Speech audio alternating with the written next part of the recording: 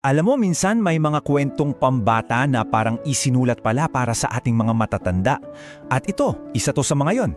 Itong kwento ni Ronnie at kung paano ang isang simpleng kwento ay may dalang aral tungkol sa isang malakas na ugong sa loob nating lahat. Isang puwersang nagsasabing, tuloy lang. Bago tayo magsimula, gusto kong itanong to sa'yo. Naranasan mo na ba yung sobrang taas ng pangarap mo? Abot kamay mo na, tapos bigla na lang bumagsak ang lahat? Yung sakit ng pag-asa na biglang nawala? Diyan kasi magsisimula ang lahat. Okay, so eto na. May isang bata, ang pangalan niya, Ronnie. At ang pangarap niya, simple lang.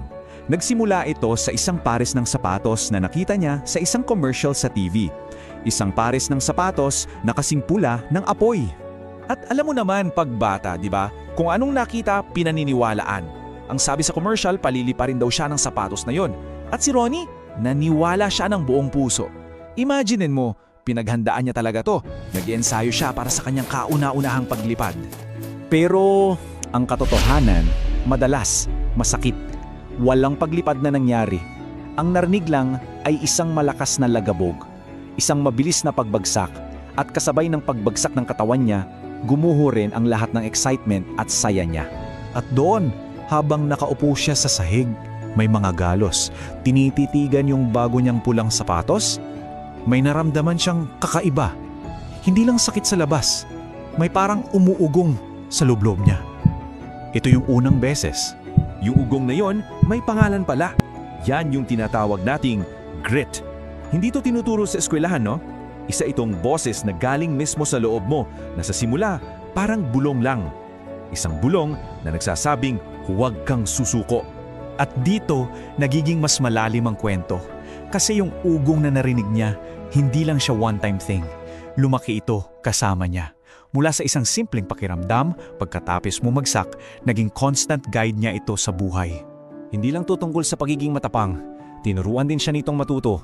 Gaya nung minsan, sinabihan siya ng coach niya, "Sige, ibato mo yung bola ng buong lakas." Ayun, may aksidente siyang natamaan. Doon niya natutunan na ang grit, kasama rin pala dyan ang pagiging maingat at respeto sa iba. So kitang-kita natin yung paglago ng ugong, mula sa aral ng pagkadapa dahil sa pulang sapatos, hanggang sa pagkatuto ng pag-iingat, hanggang sa nahanap niya yung totoong pangarap niya sa football. Palaging nandun yung ugong, palakas ng palakas at patuloy siyang tinutulak. Okay, fast forward tayo. Lumipas ang mga taon. Yung batang si Ronnie, isa ng professional na atleta. Pero dito na talaga masusubok yung ugong sa loob niya sa pinakamatinding paraan. Sanay na si Ronnie masaktan. Sanay na siyang matalo sa laro. Normal na yon sa buhay niya. Pero itong araw na to, iba. Iba ang pagsubok na darating. Sa gitna ng isang laro, sa isang saglit lang, nagtamo siya ng isang matinding pinsala. Bumangon siya, pero kulang na ang isang parte ng daliri niya. Isipin mo yon, isang injury na pwedeng tumapos sa karyer ng kahit sino. Pero itong abangan mo, kahit yung sakit, hindi siya nito pinigilan. Dito, yung ugong sa loob niya, hindi na isang simpleng bulong lang. Naging isang dagundong na, isang puwersang hindi kayang pigilan ng kahit ano. Ngayon, tapos na ang mga araw ni Ronnie sa football. Pero yung grit, yung ugong sa loob niya, hindi nawala. At sa puntong to, ang kwento ay tungkol na sa'yo. Dahil yung parehong ugong na nagpatuloy kay Ronnie, umuugong din yan sa loob mo. Nariyan yan, lalo na sa mga sandaling bagsak ka, sa mga panahong parang gusto mo nang sumuko. Kadalasan, hindi yan sigaw bulong lang. Yung tahimik pero paulit-ulit na boses sa isip mo na nagsasabi, kaya mo yan, isa pa. Yan yung lumalaban sa bawat pagdududa na nararamdaman mo. Isipin mo na lang na ito yung pinaka-loyal mong fan, yung parte ng pagkatao mo na kahit anong mangyari, kahit lahat na ng tao sa paligid mo bumitaw, siya hinding-hindi ka iiwan. Palagi siyang naniniwala sa'yo. Kaya ang tanong ko sa'yo ngayon, handa ka namang pakinggan yung ugong sa loob mo?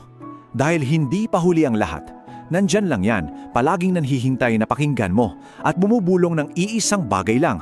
Huwag kang susuko.